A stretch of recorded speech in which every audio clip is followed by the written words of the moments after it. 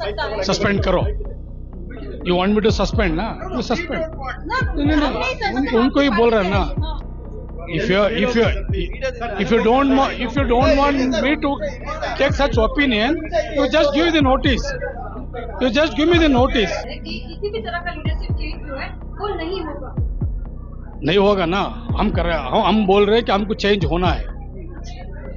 Sir बात ऐसी है कि इस तरह का बयानबाजी को लेकर तो डीसीपी एक्शन भी लिया जा सकता है। सस्पेंड करो। You want me to suspend ना, तो सस्पेंड। नहीं, उनको ही बोल रहे हैं ना। If you don't want me to take such opinion, you just give the notice. You just give me the notice.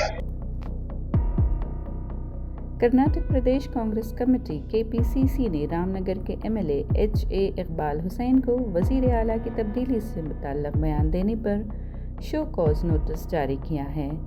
Media से गुफ्तगू के दौरान दिए गए इन बयानात से पार्टी के अंदर उलझन बढ़ गई है। नोटिस में केपीसीसी सदर और नायब वज़ीर आला डीके शिव कुमार ने कहा कि इकबाल हुसैन का ये बयान पार्टी डिसिप्लिन के खिलाफ वर्जी है और कांग्रेस की बदनामी का बायस बना है।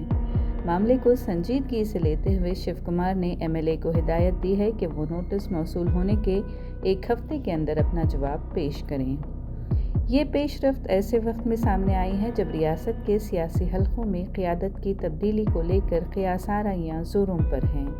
अगरचे पार्टी क़ियादत ने ऐसी किसी तब्दीली के बारे में बाज़ाब्ता तौर पर कोई बयान जारी नहीं किया है।